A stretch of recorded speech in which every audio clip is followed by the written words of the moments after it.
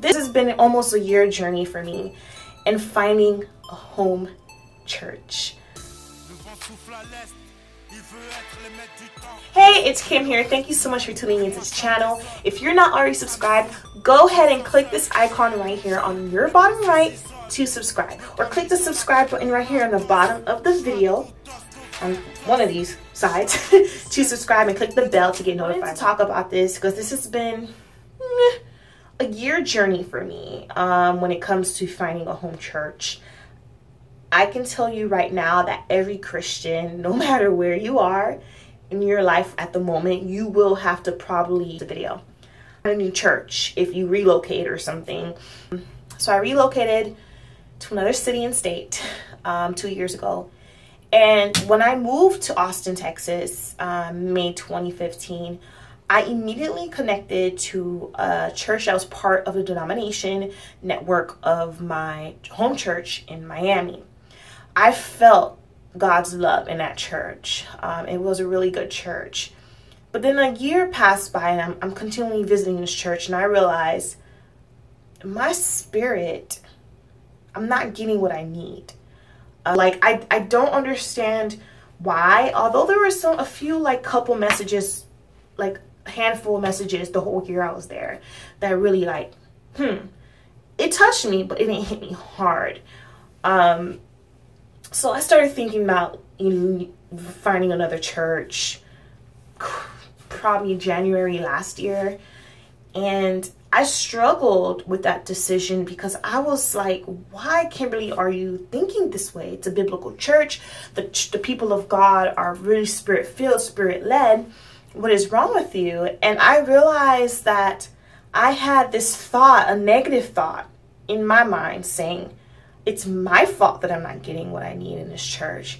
And it took me some time within the last 8 months for me to realize, no, it's not my fault. This is just not the church for me. The number one thing that I struggled with when it came to making a decision to leave this church was loyalty. Loyalty. Here's the issue with loyalty. Loyalty should only be between you and God. It should not be between you and people. It should not be between you and a specific congregation. Loyalty should be between you and God. As long as your relationship with God remains tight, this vertical connection is always being straightened. Your loyalty for the body of Christ, for a church, will never falter. For me, my loyalty was kind of tethered to the people who were there for me. I feel as though I owed them a debt. I owed them a debt to help build their campus ministry. I owed them a debt to give, to serve in their ministry, specific ministry. I owe them a debt to be part of their church because this is a church that was there for me. But if you want to think about finding a church like finding a boyfriend, or it's like you don't want to be with a boyfriend when your husband's right here. You get me? Like, your boyfriend was satisfying your needs at that moment. Maybe they're in your life for that due season. But if you never leave your boyfriend, you will never find your husband. If you never leave your girlfriend, you will never find your wife. You get me? And there's a difference. Not saying either are wrong. Both can be good. But you have to find what's good for you that will fill your spirit, fill your soul. So that was my dilemma. I had this overwhelming sense of loyalty towards the people who were there for me my first 2 days, and until how long being in Austin. They helped me move. They helped me get things for my apartment. They connected me. They showed me Austin. They were literally there for me, but I did not have the fellowship that I really needed in terms of my spiritual fellowship. I needed that fellowship between me and God to be stronger. And I realized the more I stayed at this church, the weaker and weaker and weaker my relationship with God was becoming, because I was becoming deadly. Like I was becoming a teenager who thought I knew everything, and I don't like being like that. And I don't want to say it's a pride thing. It was literally the part that I wasn't being challenged, and I wasn't being whooped every Sunday. And I know every Sunday is not always going to be a whipping message, but I want to leave church feeling like, God, oh, you heard me, Lord. Oh, Lord, oh, yes, I see that. I need to work on that. I want to have homework, something to push me to do more study throughout the week.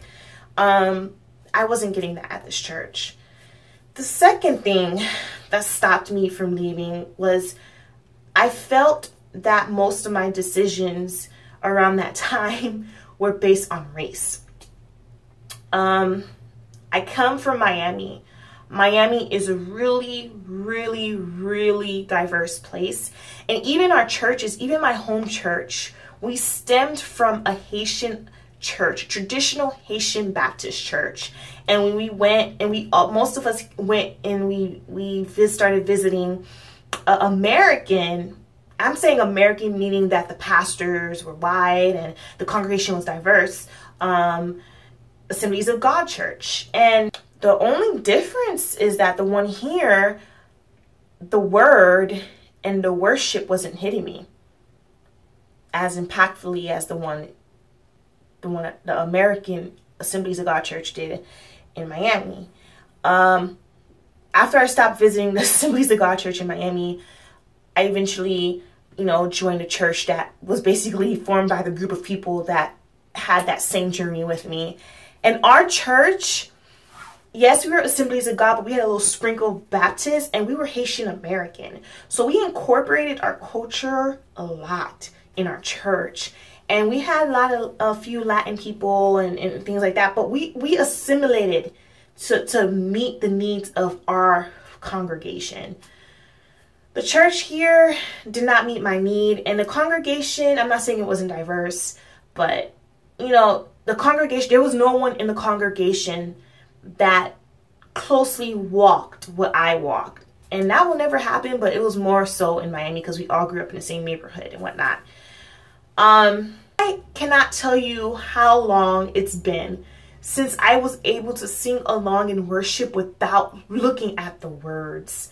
And in the style of worship, I used to lead worship in my home church, and my style of worship was completely different than, I'll just name the churches easier, GT Austin, which is a really good church.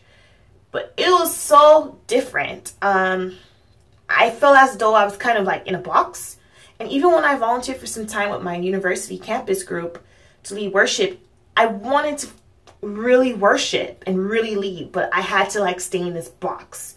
And it really was hard for me to feel God moving in me and around me because I could not worship and I did not want to disrupt anybody else's worship. Because again, my style of worship is different than theirs. So it would have disrupted them and that wouldn't block them from feeling God. And I did not want that to happen. So at GT Austin, yeah, it impacted me, but I never felt like the missions, like the local, the domestic work was really impactful to my population. I know that sounds bad. And there's nothing wrong with that. Every church is not meant to serve every population. The church is meant to serve its people in that church. And like I said, GT, the congregation was predominantly white and Hispanic, I think. But most of the domestic work that the church was doing wasn't really tailored to touch the populations, all the other populations in the church. And I think that's why I felt disconnected. The third thing that stopped me from changing my church was just having to change again. I'm not saying I hate change, but my life has changed so much. My location has changed. My friend circle is still the same, but the dynamics in my friend circle has changed. And I'm still struggling to figure out when I can be authentically me, because I don't know everyone in my circle, and I'm trying to kind of make sure that I'm edifying people and not bringing them down. And you can't properly edify people in a friendship unless you understand the people enough. I don't think I have a deep relationship with anyone here yet to be authentically me and authentically a sister of Christ like I need to be. That's gonna take some time. But I guess me living on that, not on eggshells. I don't think I'm on eggshells, but I'm slow to speak, slow to act, slow to do a lot of things in my life, as you guys probably see right now. But I was afraid of making that other change because that would require that I have to build friendships with different people. It's so much work. It's so much work. And the fourth thing that I was trying to, stick it out, consistency. I've never been one person to start something and never finish. And I do feel as though I have a bad history, though, in terms of personal relationships with people. I burn bridges, not because I've done or said something, but mostly because I literally forget the bridge is there and don't even cross it. I didn't want that to be the case for my friends, my brothers and sisters from GT Austin, because I don't feel anything ill. I genuinely care for them. I wish we had deeper relationships, but there was never a area or a spot where I could go deeper. It almost happened during my small group, but then my small group changed. Some of the people I was getting close to went back home to Singapore, and it was really just static. Like, I really wanted to go deeper and let loose and like let my guard down. I genuinely wanted to let down my guard with my brothers and sisters. Like, I never had a chance to let down my guard completely since being in Austin in terms of the Christian setting for me to start having that accountability circle. I had it in Miami, but right now I don't have it. And I'm hoping the Lord will guide me, to the right people, older and younger. I need older women here with me. I really need older women, and I need their counsel. And I just want to have sisters of Christ. Yeah, so those are the 4 major things that we as Christians have to overcome when it comes to finding a church. You gotta remember, you have to be loyal to God first, in God only. In your loyalty to God, He will bring loyal people around you. 2, don't be afraid to stick with something that's culturally relevant to you.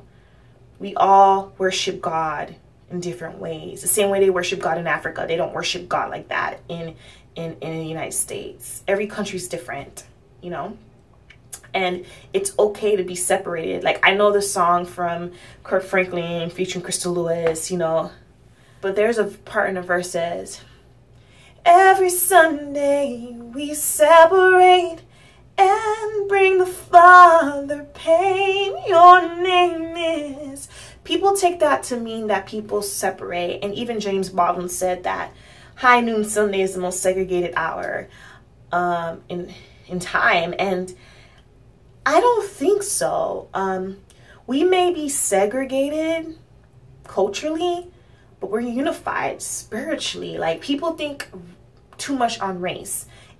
So don't worry about race. It's all about spirituality and the right group that you need to run your race with. And we're all brothers and sisters in Christ. The third thing that I had problems with was changing yet again. And the fourth thing was consistency in relationships. I think that ties in with the third one. I think those 4 things were my struggles, but I think the first 3 is definitely the things that we struggle with that kind of hinders us from really finding the right church. Hey, it's Kim here. Thank you so much for tuning into this video. If you're not already subscribed, go ahead and click this icon right here on your bottom right to subscribe, or the subscribe button under this video. Right here. Yeah, right here on this corner, or this corner. You see it. And click the bell to get notified when I post up a new video. Hey, it's Kim here. Thank you so much for clicking on this video and watching part 1 of this 2-part video series on how to find a new church. If you did not already see part 2, be sure to click it. It's right here on the bottom left for you to click, and also check out the other video on the right. If you're not already subscribed, be sure to subscribe. Thanks for tuning in.